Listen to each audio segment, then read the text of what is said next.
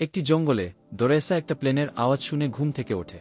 সে তার weapon ready করে এবং প্লেন থেকে একজন পুরুষ নামার সাথে সাথেই তাকে মাথাজ গুলি করে।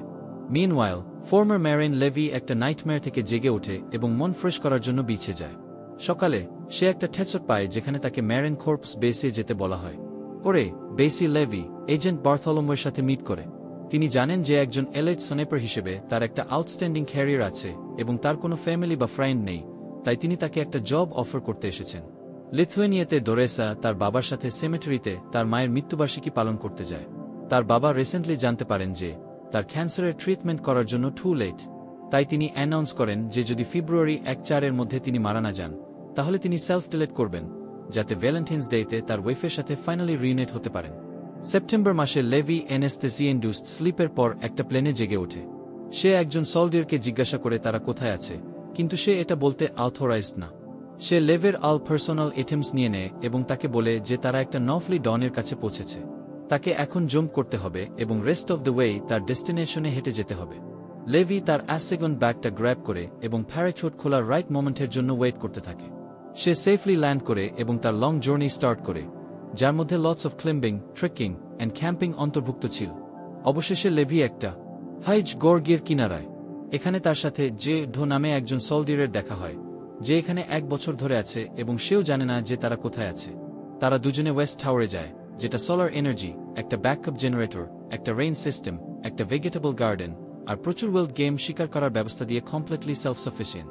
গর্গিয়ার অন দি আদার সাইডে ইস্ট টাওয়ার আছে, বাট সেখানকার গোর্ডের সাথে কন্ট্যাক্ট করা ফরবিডেন। গর্গিয়ার উত্তর আর দক্ষিণে land mines and tactical barriers আছে, বাট অ্যাক্রস যাওয়ার কোনো উপায় নেই। যে ডো যখন লেভিকে পুরোটা দেখাচ্ছিল তখন সে মিশনটা এক্সপ্লেন করে। এভরিডে লেভিকে ওয়েস্টার্ন রেম ধরে হেঁটে অটোমেটিক গান টুরেটসে অ্যামো রেস্টক করতে হবে, যা প্রতি 600 মিটারসে আছে। তাকে কন্টেইনমেন্ট ফেন্স, সাসপেন্ডেড মাইন্স এবং ক্লোইকার্সও চেক করতে হবে। ক্লোইকার্স হল এমন ডিভাইস যা সমস্ত স্যাটেলাইটে ফালস সিগন্যাল পাঠিয়ে গর্জেটাকে ইনভিজিবল রাখে।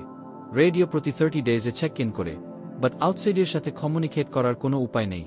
এমার্জেন্সির ক্ষেত্রে একটা ফেনিক বাটন আছে যা স্ট্রে ডগ প্রোটোকল অ্যাক্টিভেট করে, বাট যে জানে না এটা কি এবং লেভিকে অ্যাডভাইস করে যে যদি এমনটা হয় তাহলে যেন সে দৌড়ায়। যে জানায় যে এই জায়গাটা কোল্ড ওয়ারের সময়কার এবং তখন বিভিন্ন দেশের মিলিটারি টিমস এই জায়গাটা সিক্রেট রাখার জন্য একটা প্যাক্ট করেছিল, তাই এমনকি হেডস অফ স্টেট এবং প্রেসিডেন্টসও এটা সম্পর্কে জানেন না। লেভের মিশন হল সিম্পলি গর্গিয়ার ভিতর থেকে কিছু যেন বাইরে না আসে সেটা নিশ্চিত করা। এটা ক্রেজি শোনালেও যে নিজেও আগে তাই ভাবত, যতক্ষণ না সে এমন কিছু দেখেছিল যাকে গোর্ডসরা হলো মেন নাম দিয়েছে। এখন সেগুলোর স্ক্রিচিং গর্গিয়ার মধ্যে শোনা যায়। যে বলে যে 1940 এর শেষের দিকে 3টি হোর্সব্যাক ব্যাটালিয়ন্স গর্জেটাকে ক্লিন আউট করার জন্য পাঠানো হয়েছিল, কিন্তু কেউই ফিরে আসেনি। তাই মিলিটারি এখন কন্টেইনমেন্টের উপর কনসেন্ট্রেট করছে।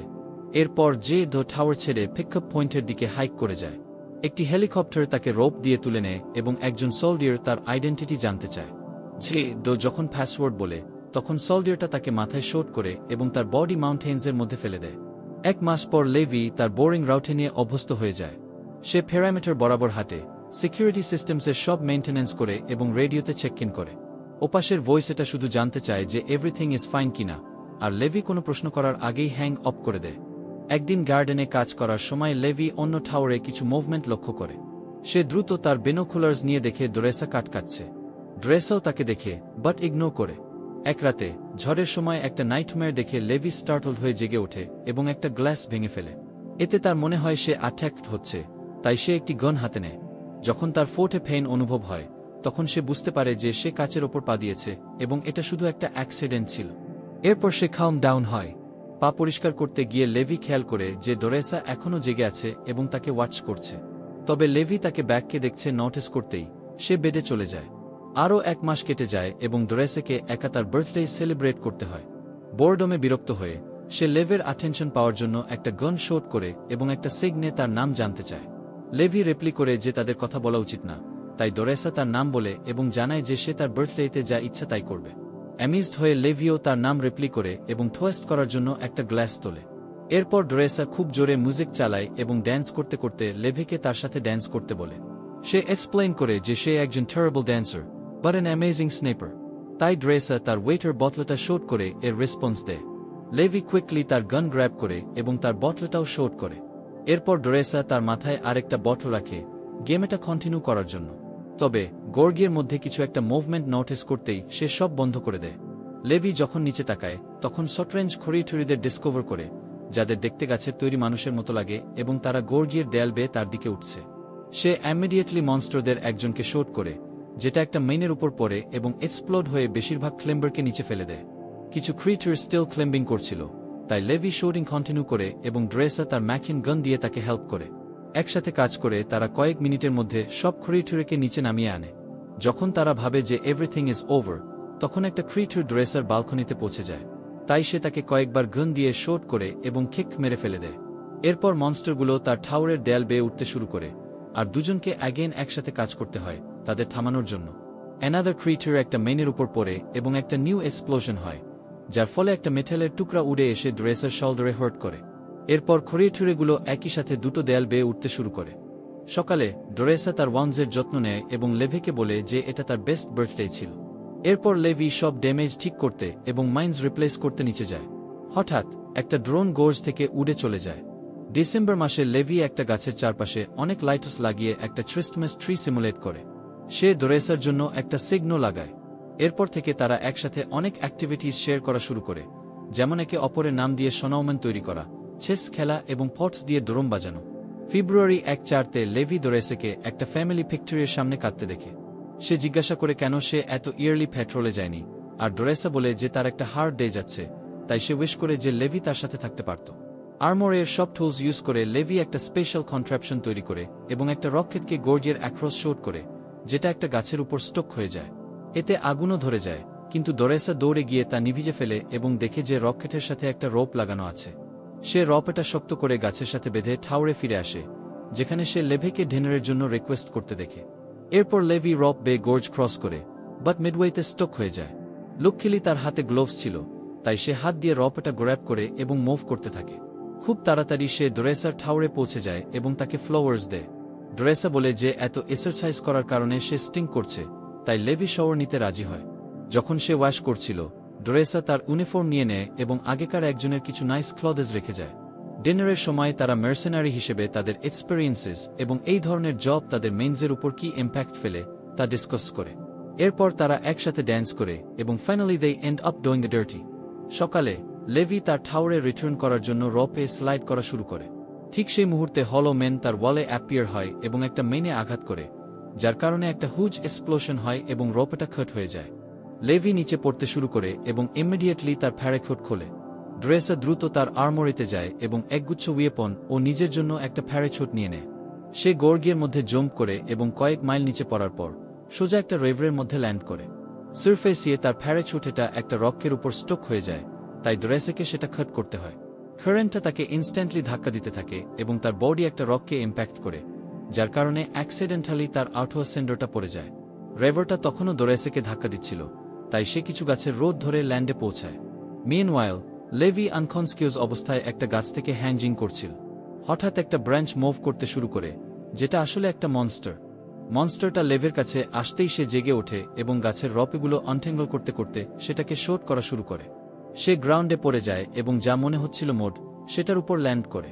কিন্তু আঠালো সাবস্ট্যান্স এটা মুভ করা শুরু করে, কারণ এটা আসলে আরেকটা মনস্টারের মাউথ। সাবস্ট্যান্স এটা লেভেকে ট্র্যাপ করে ফেলে, কারণ মাউথটা স্লোলি বন্ধ হতে শুরু করে।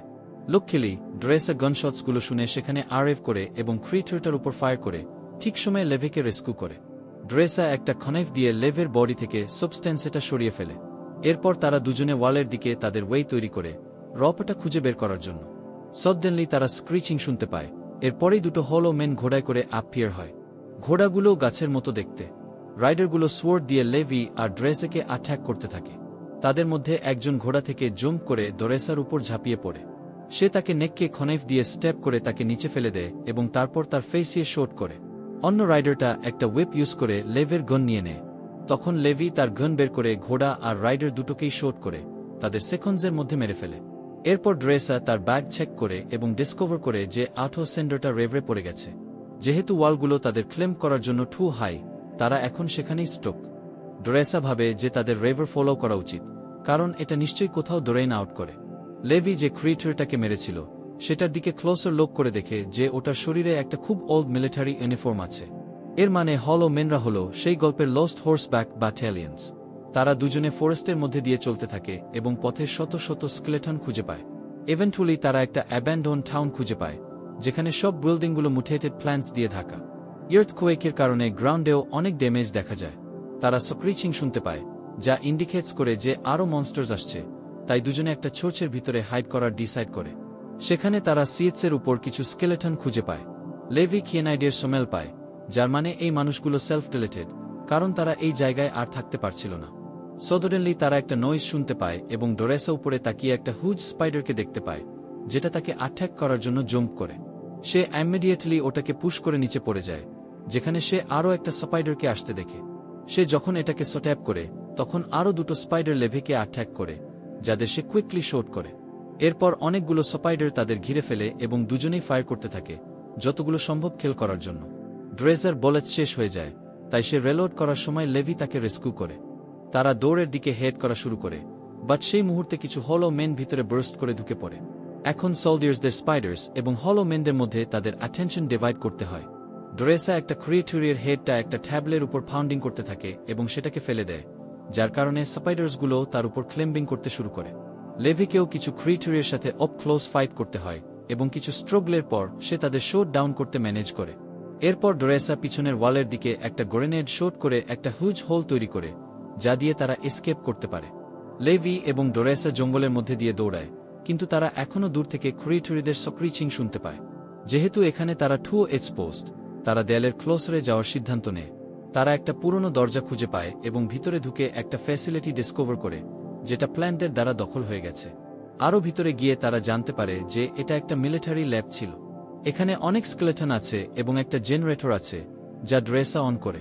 লেভি একটা টেপ খুঁজে পায়, তাই তারা সেটা প্রজেক্টরে চালায়। ফিল্মে একজন সায়েন্টিস্ট এক্সপ্লেইন করে যে এটা 1946 সাল এবং এই কমিউনিটিটা বিভিন্ন নেশনসের টপ সিক্রেট কোয়ালিশনের অংশ হিসেবে তৈরি হয়েছিল। ওয়ার্ল্ড ওয়ার এর শেষের দিকে তারা বায়োকেমিক্যাল মিসাইলস তৈরি করার কাজ করছিল। কিন্তু ফিল্ম রেকর্ডিংয়ের 6 দিন আগে একটা আর্থকোয়েক এই এলাকায় আঘাত হানে এবং এর কারণে একটা কেমিক্যাল লিক হয়। সায়েন্টিস্টরা থসেনটা কন্টেইন করার জন্য ননস্টপ কাজ করা শুরু করে। থসেনটা খুব তাড়াতাড়ি সেখানকার ফ্লোরা অ্যান্ড ফাউনার ডনের সাথে মের্জ হয়ে তাদের মুটেট করে ফেলে। থসেনের সংস্পর্শে কয়েক ঘন্টার জন্য থাকলে কিছু হয় না, কিন্তু তারা যত বেশি কাজ করেছে তত বেশি এক্সপোজড হয়েছে এবং এটা ধীরে ধীরে তাদেরও অ্যাফেক্ট করা শুরু করেছে। সাকরিনে থাকা মহিলা তার স্টোমেকের উপর ব্র্যান্ডস দেখিয়ে এটা প্রমাণ করে। থ্যাঙ্কফুলি, যেহেতু বেস এটা গর্গিয়ের মধ্যে ছিল, থসেনটা হিউম্যানিটির বাকি অংশে পৌঁছায়নি। অন্য একটা রোমে লেভি এবং ড্রেসা লেট 2000 একটা কম্পিউটার খুঁজে পায়, যার মানে ইনিশিয়াল ইনসিডেন্টের পরেও মানুষ এখানে এক্সপেরিমেন্ট কন্টিনিউ করার জন্য আসছিল। লেভি কম্পিউটারটা অন করে এবং ডিসকভার করে যে এই জায়গাটা ডার্ক লেকের, যা একটি প্রাইভেট প্যারামিলিটারি কর্পোরেশন। তারা যে ড্রোনটা দেখেছিল সেটা ডার্ক লেকের এক্সপেরিমেন্টসের জন্য স্যাম্পলস কালেক্ট করছিল, যা সুপার সোলজার্স তৈরি করার চেষ্টা করছে। টাওয়ার এবং হায়ার্ড গার্ডসরা তাদের সিক্রেটটা মেইনটেইন করতে হেল্প করে। কম্পিউটারে লেভি স্ট্রে ডগ প্রোটোকলের একটা এক্সপ্লেনেশনও খুঁজে পায়। দেখা যায় এটা আসলে একটা নিউক্লিয়ার বোম, যেটা কোনো লিক ঘটলে এরিয়াটা স্টেরিলাইজ করে দেবে। দুজনে যখন বাইরে যাচ্ছিল, তখন লেভি ডোরেসাকে বলে যে এই মিশনে আসাটা ওয়ার্থ ইট ছিল, কারণ সে তার সাথে মিট করতে পেরেছে।